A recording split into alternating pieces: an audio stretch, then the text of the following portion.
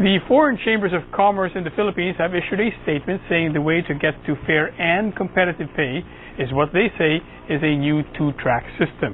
By competitive pay, they mean close to wages in neighboring or rival countries.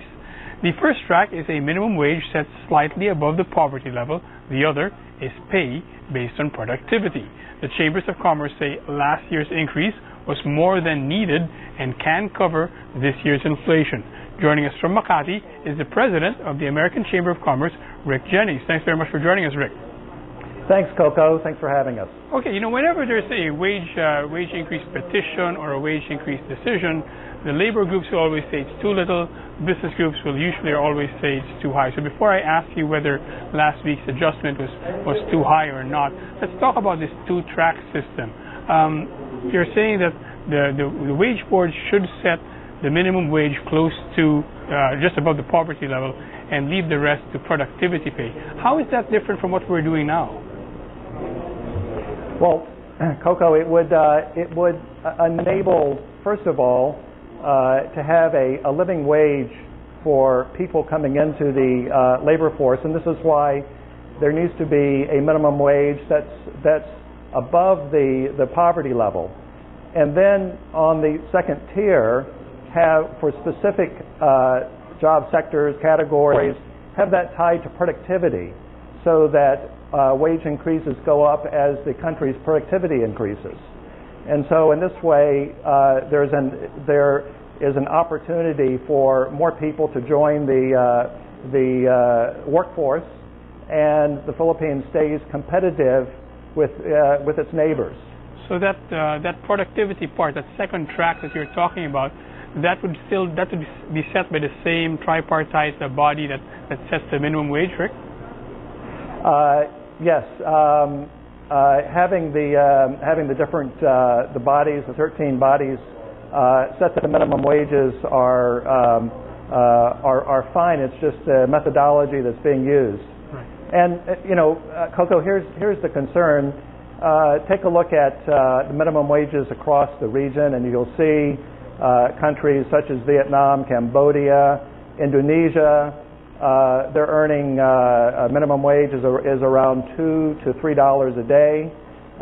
You've got China, who is in the $3 to $4 a day category, and then the Philippines is at $9 a day. So when you compare it that way, we're concerned about the country's ability to attract new jobs. And the Philippines has a terrific opportunity right now with increasing wage costs across China, with recent troubles in Japan and Thailand with catastrophes where companies are wishing to move businesses, spread out the risk, so to speak. And so we'd like to see the Philippines take advantage of that. I guess for the labor groups to buy into the theory that we're proposing here, maybe we could try to tell them how long will it be before wages, because you're saying let's keep wage increases relatively low or stable so that we attract more jobs. How many years will it take before wages can accelerate upward again? Well, I think it will depend on productivity in the Philippines. So as industries become more productive, then it's easy to justify wage increases, and that depends on what industries are here. And there are some industries that are doing very well, particularly the BPO sector, as we all know, but there are opportunities for more people to come to the workforce. You mentioned the social weather station survey this morning in the business world, where the unemployment is in the range of 14 million adults. So this wage increase, it only applies to the formal sector. It may benefit 2 or 3 million people. At the same time, it makes the country less competitive, and it doesn't benefit the people that can't find work. And in fact, as we know, as in Economics 101, as labor costs increase, then so does unemployment. And so that's our concern. We certainly want to see fair increases, but fair and competitive increases that allows for more job creation.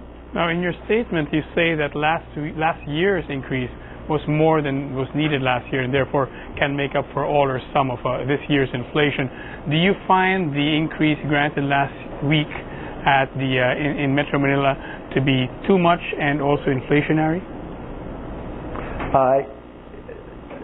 Judging by what we've seen, if these are the final numbers, then it seems like it's quite aggressive, and so it is indeed pushing up minimum wage. And again, I'm basing that off of the competition, as well as just simply looking at the inflation rate.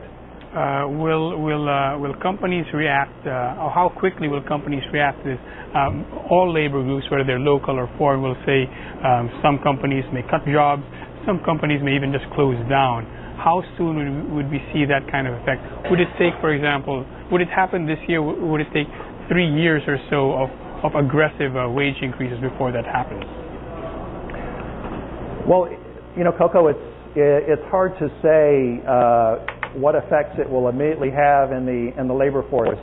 For the American Chamber of Commerce, we have 650 members, and our companies tend to hire well above minimum wage. So for our businesses, it will not have a immediate or direct impact. But for let's take the garment industry, for example, or garment and footwear. A lot of that industry has gone elsewhere over the past decade because of the rising minimum wage. So that's our concern is for the nation, and the President's desire for job creation. That's why it's important to remain competitive. Okay, Rick, thank you very much for joining us. Wish we had more time. We'll get you back sometime when we do have that more time. Thanks, Rick. Thank you so much, Coco. Thanks a lot.